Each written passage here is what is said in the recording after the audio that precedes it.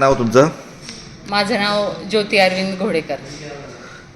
काय परिस्थिती घोडेगाव जिल्हा परिषद गटाची एकंदर काय परिस्थिती आहे राष्ट्रवादीची?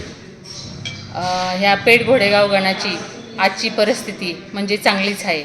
आदरणीय वळसे पाटील साहेब या तालुक्याचे ज्यांना भाग्यवी विधाता म्हटलं जातं, विकास पुरुष आहेत. त्यांनी अनेक विकासाची कामं केलेली आहेत, त्यामुळे परिस्थिती खूप चांगल्या पद्धतीची आहे या ठिकाणी.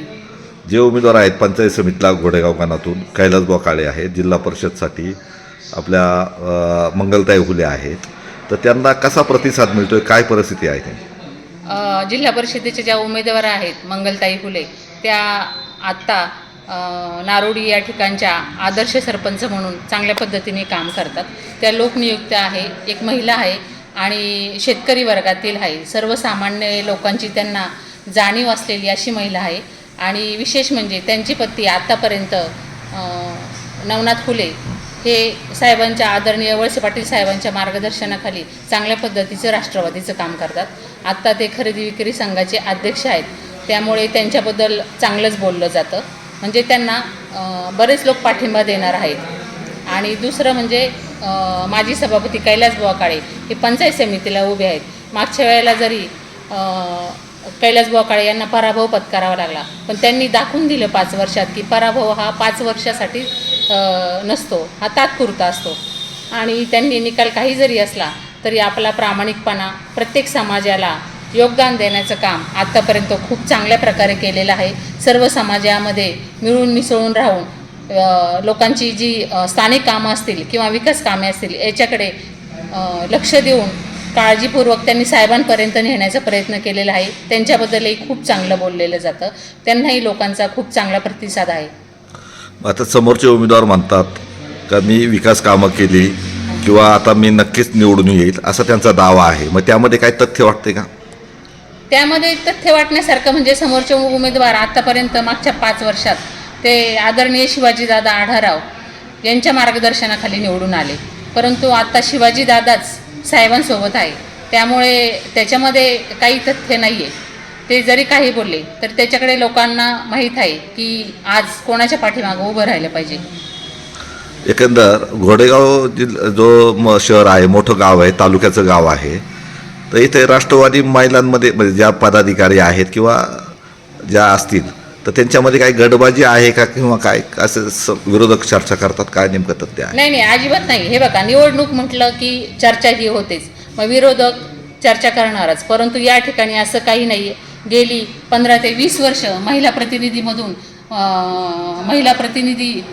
म्हणून मी या घोडेगाव पंचक्रोशीमध्ये काम करते. परंतु महिलांमध्ये असंच कुठलं गटबाजी नाही, अजिबात नाही. साहेबांनी वरून आदेश दिला की महिलांचं कुठलाही कार्यक्रम असो, प्रचार असो किंवा कुठली मीटिंग असो, त्या ठिकाणी महिलांचा प्रतिसाद खूप चांगल्या प्रकारे साहेबांना आणि किरणताईंना नेहमी असतो. किरणताई वेळ देतात का तुम्हाला महिलांसाठी? कसं आहे काय? नक्कीच. त्या आम्हाला वेळोवेळी महिलांसाठी काय कार्यक्रम असेल तर त्याचं नियोजन करून त्या ठिकाणी हजर राहून, एवढंच नाही ते वैयक्तिक कोणाची कार्यक्रम असेल किंवा कुठलं दुःखद घटना असेल किंवा शुभ कार्य असेल त्या ठिकाणी आवर्जून किरणताई उपस्थित राहतात. एकंदर महिलांचं संघटन चांगलं आहे तुमचं. हो.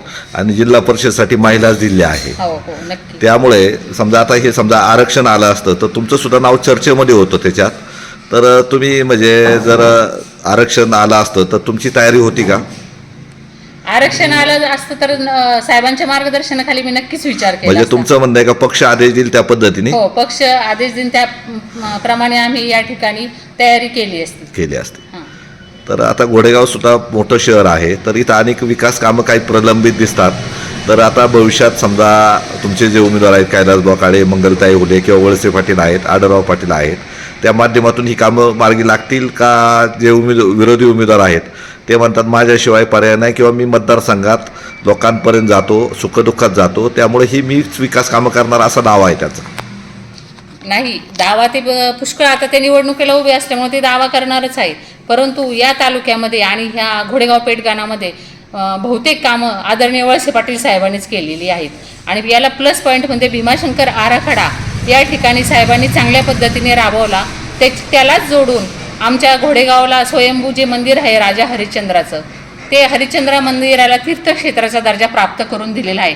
त्यामुळे घोडेगावमध्ये जे राहणारे रहिवासी आहे आणि पंचक्रोशीत त्या सर्वांना त्या तीर्थक्षेत्राचा दर्जा प्राप्त करून दिल्यामुळे सर्वांना त्याचा फायदा होणार आहे आणि त्यामुळं सर्वजण साहेबांच्याच पाठीमागे राहणार आहेत. राहणार आहे. एकंदर जो जिल्हा परिषद गट आहे, समजा आता मागच्या वेळेस तर समजा कैलासबाबा पडले होते याला पंचायत समितीला, जिल्हा परिषदेला. हा जिल्हा परिषद. तर आता नेमकं ती उणीव भरून काढण्यासाठी काय योजना, काय हे केलंय का तुम्ही नियोजन? जे मागच्या वेळेला कैलासबाबा काळे यांना पराभव जरी पत्करावा लागला तरी त्यांनी 5 वर्ष ते न थांबता ते सतत कामामध्ये राहिलेले आहेत, लोकांचे प्रश्न सोडवण्यासाठी राहिलेले आहेत. त्यामुळं ह्या वेळेला त्यांना निवडून देण्यातच या गटाचं काय म्हणतो आपण की या गटाचं विकासाचं विजन ठरू शकेल का? विकासाचं विजन ठरू शकतं. बरोबर आहे. तर मग आता समोरचे समजा आजूबाजूची जी गावं आहेत, वाड्या वस्त्या आहेत, तर तिथे एकंदर कसा प्रतिसाद मिळतो राष्ट्रवादीला? आता आम्ही रोज प्रचाराला असतो, उमेदवारांबरोबर असतो किंवा उमेदवारांच्या घरातल्या माणसांबरोबर असतो. राष्ट्रवादीचा प्रचाराला जेव्हा बाहेर पडतो तर सर्वांच्या मनामध्ये किंवा सर्वांच्या चेहऱ्यावर हेच दिसून येतं की आम्ही घड्याळालाच मतदान करणार आहोत, आम्ही बुवांच्याच पाठीमागे आहे, आम्ही मंगलताई हुले यांच्याच पाठीमागे आहे. चांगला प्रतिसाद येतो.